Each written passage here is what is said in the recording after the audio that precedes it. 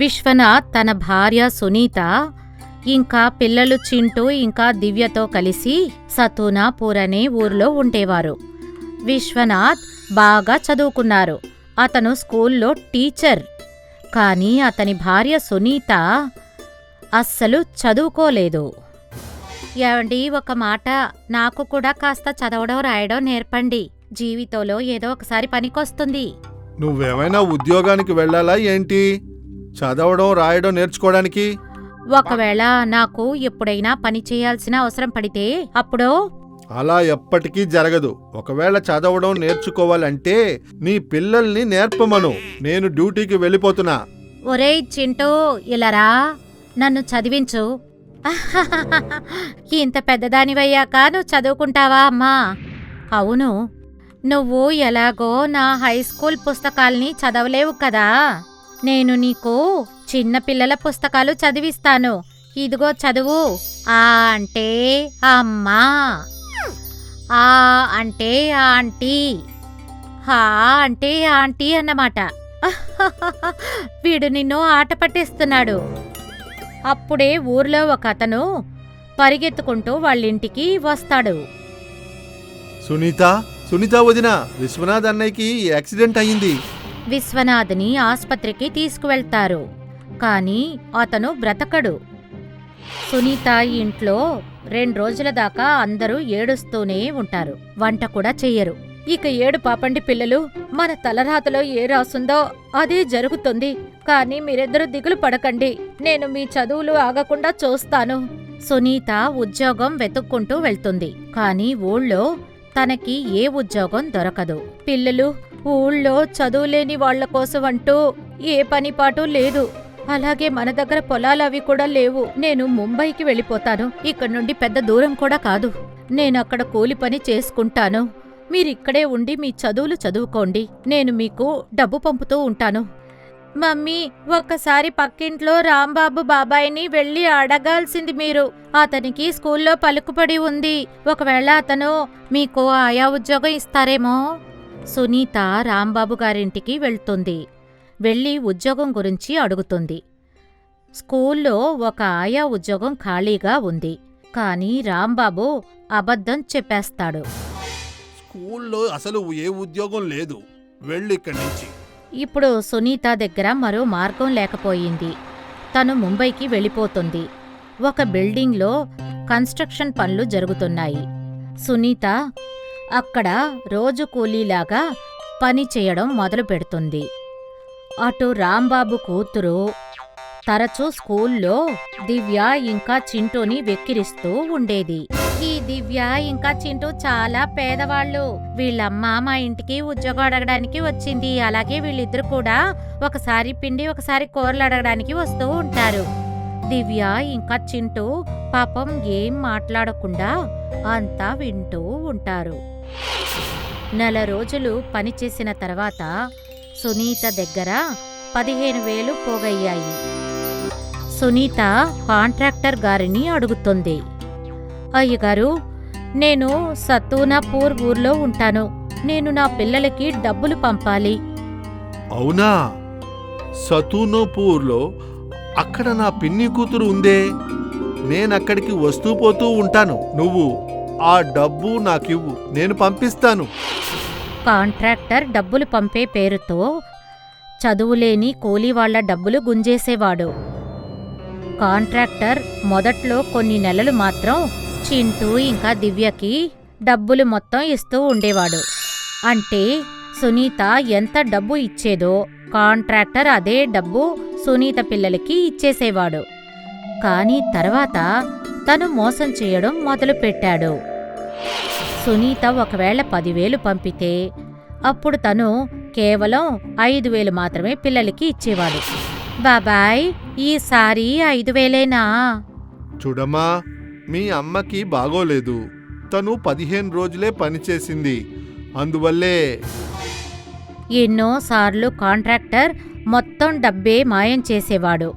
ఈ విధంగా కొన్నాళ్లు గడిచిపోయాయి.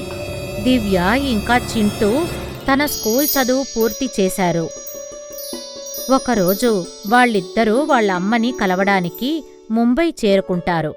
అప్పుడు వాళ్ళకి తెలుస్తుంది ఆ కాంట్రాక్టర్ వాళ్ళ బోల్డంత డబ్బుని మింగేశాడు అని.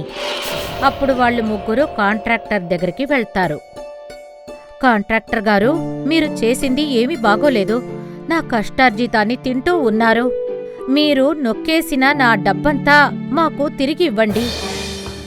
పోండే, వెళ్ళండి ఇక్కడి నుంచి. మీరు నన్ను ఏమీ చేయలేరు. సునీత కుటుంబం కళ్ళల్లో నీళ్లతో ఉండిపోతారు. పదమ్మా, ఇంటికి వెళ్ళిపోదాం. ఇక మీరు కూలి పని చేయాల్సిన అవసరం లేదు. మేము ఇద్దరం పిల్లలకి ట్యూషన్ చెప్పడం మొదలు పెడతాము. చింటూ ఇంకా దివ్య వాళ్ళ అమ్మని ఇంటికి తీసుకొస్తారు. ఇద్దరూ కాలేజీలో చదువుతూ ఉంటూనే ట్యూషన్ కూడా చెప్తూ ఉంటారు. డిగ్రీ పూర్తి చేసుకున్న తర్వాత దివ్య టీచర్ అయిపోయింది.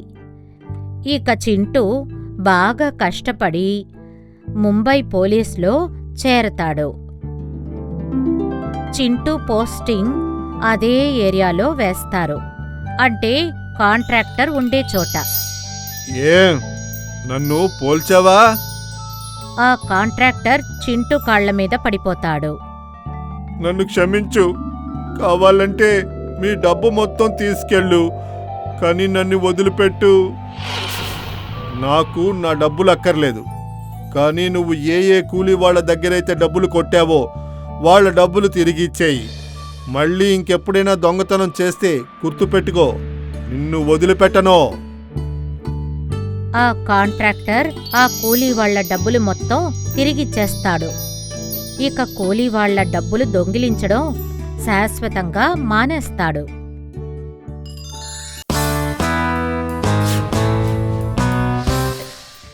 సీతాపూర్ అనే ఊర్లో సోనం తన తల్లిదండ్రులతో కలిసి ఉండేది. సోనం తండ్రి సెక్యూరిటీ గార్డుగా పనిచేస్తూ ఉండేవారు. సాయంత్రం సోనా వాళ్ళ నాన్న సైకిల్ మీద సంచితో వస్తే అప్పుడు సోనం పరిగెత్తుకుంటూ వెళ్లి ఆ సైకిల్ మీద నుంచి సంచిని తీసుకునేది.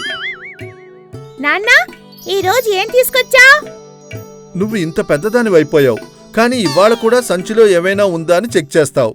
ఇవాళ నేను శనగపిండి లడ్డూలు తీసుకొని వచ్చాను.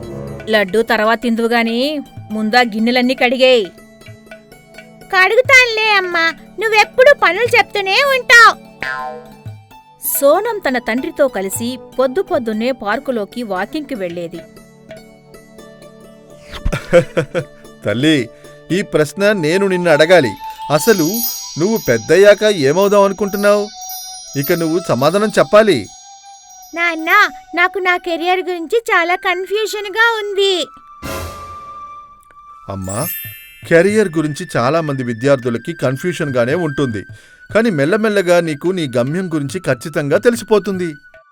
అదే సమయంలో ప్రపంచంలో ప్లేగు వ్యాధి అనే రోగం వస్తుంది. ఊళ్ళో వాళ్ళందరూ ఏ భయమూ లేకుండా తమ పనులు చేసుకుంటూ ఉంటారు. సోనం తండ్రి డ్యూటీ చేయడానికి పట్నం వెళ్లేవాడు. దురదృష్టం వల్ల అతనికి ప్లేగు రోగం వస్తుంది. ప్రభుత్వం తరపున ఒక వ్యక్తి సోనం వాళ్ళింటికి వచ్చి ఇలా అంటాడు. మిస్టర్ రాధేశ్యామ్ వాళ్ళ ఇల్లుదేనా? అవును. మీ భర్తకి ప్లేగ్ అనారోగ్యం వచ్చింది, ఆస్పత్రిలో ఉన్నారు. ఎవరూ అతన్ని కలవడానికి వీల్లేదు. ఊరంతా కఠినంగా లాక్డౌన్ చేసేస్తారు. అసలు ఎవరికీ ఇంట్లో నుండి బయటికి వెళ్లే అనుమతి ఉండదు. అమ్మా, నాన్నగారింటికి ఎప్పుడు వస్తారు? త్వరలోనే వస్తారమ్మా. ఒకరోజు ప్రభుత్వ ఉద్యోగి సోనం తండ్రి సైకిల్ని ఇవ్వడానికి ఇంటికి వస్తాడు. మీకు చెప్పాలంటే చాలా బాధగా ఉంది. రాధేశ్యామ్ గారు ఈ లోకాన్ని వదిలి వెళ్ళిపోయారు. ఇది ఆయన సైకిల్, ఇంకా సంచి. సోనం తన తండ్రి సైకిల్ని చూసి బాగా ఏడుస్తుంది. సోనం కుటుంబం కష్టాలు అక్కడే ఆగిపోలేదు. ఆ మహమ్మారి పెరిగి పెరిగి ఊరిదాకా చేరుకుంటుంది. అందువల్లే ప్రభుత్వం వాళ్ల ఊరు ఖాళీ చేయమని చెప్తుంది. ఆ ఊర్లో వాళ్ళని క్యాంపులకు పంపించేస్తారు. అమ్మా, మనం ఇంటికి ఎప్పుడు చేరుకుంటా? ధైర్యంగా ఉండు తల్లి. చీకటి బాగా పెరిగిపోయినప్పుడు మనం తెలుసుకోవాలి ఇక సూర్యోదయం త్వరలోనే అయిపోతుంది అని. 6 నెలల తరువాత సోనం ఇంకా వాళ్ళమ్మ ఇంటికి తిరిగి చేరుకుంటారు. అమ్మా, నేను నిర్ణయం తీసుకున్నాను. నేను ఒక ప్రభుత్వ ఆఫీసర్గా అవుతాను. 12వ తరగతి పూర్తి అయిన తరువాత సోనం డిగ్రీ చదవడానికి పట్నం వెళుతుంది. తను డిగ్రీ చదువుతూ ఉండగా తను ఒక సబ్ ఇన్స్పెక్టర్ పరీక్షలు కూడా తయారవుతుంది. డిగ్రీ పూర్తి అవగానే సోనం ఐఏఎస్ పరీక్ష రాస్తుంది. ఫిజికల్ టెస్ట్లో తను పాస్ అయిపోతుంది, కానీ రాత పరీక్షల్లో ఫెయిల్ అయిపోతుంది. సోనం తన తల్లికి ఫోన్ చేసి ఇలా చెప్తుంది. అమ్మా, నేను రాత పరీక్షల్లో ఫెయిల్ అయిపోయాను. అమ్మా, గెలుపుకి ఉన్న ప్రాధాన్యత కేవలం ఓటమిని రుచి చూసిన వాళ్లకి బాగా తెలుస్తుంది. నువ్వు నీ చదువు ఆపేయొద్దు. వచ్చే ఏడాది మళ్లీ పరీక్ష రాద్దుగాని. సోనం మరో ఏడాది బాగా చదువుకున్న తర్వాత మళ్లీ పరీక్ష రాస్తుంది. ఇక ఈసారి ఫిజికల్గా ఇంకా రాత పరీక్ష రెండూ పాస్ అయిపోతుంది. పోలీస్ ట్రైనింగ్ తరువాత సోనం డ్యూటీ రాంపూర్ జిల్లాలో వేస్తారు. ఒకరోజు బస్సులో ఒక అబ్బాయి వెళ్తూ ఉంటాడు. బస్సు సడన్ గా ఆగిపోతుంది. దాంతో ఆ అబ్బాయి అమ్మాయి మీద వచ్చి పడతాడు. నీకెంత ధైర్యం? నువ్వు నన్ను వచ్చి ముట్టుకుంటావా? లేదు, నేను కావాలని అలా చేయలేదు. బస్సులో బ్రేక్ వేసేసరికి అలా జరిగింది. ఆ అమ్మాయి ఆ అబ్బాయి మాటలు అస్సలు పట్టించుకోదు. ఆ బస్సు మొత్తం గట్టిగా అరుస్తూ ఇలా అంటోంది. ఈ అబ్బాయి నన్ను పట్టపగలే నన్ను ఏడిపించాడు. బస్సులో ఉన్నవాళ్లు ఆ అబ్బాయిని చితక్కొడుతూ ఉంటారు. సోనం డ్యూటీ అదే రోడ్డు మీద చేస్తుంది. సోనం వెంటనే బస్సు లోపలికి వెళుతుంది. వెళ్లి ఆ అబ్బాయిని కాపాడుతుంది. ఒకవేళ ఎవరైనా ఈ అబ్బాయిని ముట్టుకుంటే వాళ్ళని జైల్లో పెడతాను. కానీ తను నన్ను ఏడిపించాడు. నేను చేయలేదు. బస్సులో సడన్ గా బ్రేక్ వేయడం వల్లే ఇదంతా జరిగింది. ఆ అబ్బాయి తప్పు ఉన్నా లేకపోయినా ఈ విధంగా ఎవరికీ అబ్బాయిని కొట్టే అధికారం లేదు. అర్థమైందా?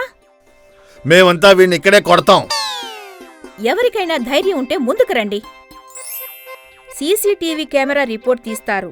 ఆ అబ్బాయి నిర్దోషి అని తేలుతుంది. న్యూస్ పేపర్స్లో సోనం గురించి గొప్పగా రాస్తారు. ఇక సోనం ధైర్యశాలి అయిన లేడీ ఆఫీసర్గా పేరు తెచ్చుకుంటుంది. కొన్నాళ్ల తరువాత లోకంలో కోవిడ్-20 అనే మహమ్మారి వచ్చేస్తుంది. ఆ వైరస్ ఊపిరి ద్వారా అందరికీ అంటుకుంటోంది. దేశం అంతటా లాక్డౌన్ చేసేస్తారు. ఇక ఎవరికీ ఇంటి నుండి బయటికి వెళ్లే అనుమతి ఉండదు. అలాంటి లాక్డౌన్. మేడం ప్లీజ్ నాకు హెల్ప్ చేయండి. మా అక్క కడుపుతో ఉంది. తనకి డెలివరీ అయ్యేలా ఉంది. ఇంట్లో ఎవరూ లేరు. సోనం వెంటనే ఆ అమ్మాయితో కలిసి వెళ్లి ఆ అక్కని హాస్పిటల్లో అడ్మిట్ చేస్తుంది. హాస్పిటల్ నుండి తిరిగి వస్తూ ఉండగా సోనం చూసేసరికి కొంతమంది వ్యక్తులు ఒక ఆవిడ వెనక కర్రలతో వెంటాడుతున్నారు. ఎరే, ఏంటి మీరంతా ఏం చేస్తున్నారు? నాకు వైరస్ లేదు. సోనం ఆవిడ్ని ఆసుపత్రికి తీసుకువెళ్తుంది. ఆవిడికి అక్కడ పరీక్షలు చేయిస్తుంది. ఈవిడికి వైరస్ లేదు. సోనం ఆవిడ్ని ఇంటి దగ్గరికి దిగబెట్టడానికి వెళ్తుంది. ఈమెకి వైరస్ లేదు. ఒకవేళ ఎవరికైనా వైరస్ లక్షణాలు ఉంటే అయినా సరే వాళ్ళని కొట్టే అధికారం ఎవ్వరికీ లేదు. లాక్డౌన్ అయిన తరువాత సోనంకి ప్రభుత్వం వాళ్ళు బెస్ట్ పోలీస్ ఆఫీసర్ అవార్డు అందుతుంది. నాకు నిన్ను చూస్తుంటే గర్వంగా ఉందమ్మా. ఈవేళ నేను ఈ మహమ్మారి వచ్చినప్పుడు నా డ్యూటీని సక్రమంగా చేయగలిగాను. ఎందుకంటే నేను స్వయంగా ఆ మహమ్మారి బాధలు పడ్డాను కాబట్టి. ఈవేళ నాన్నగారు ఉండి ఉంటే చాలా సంతోషించేవారు.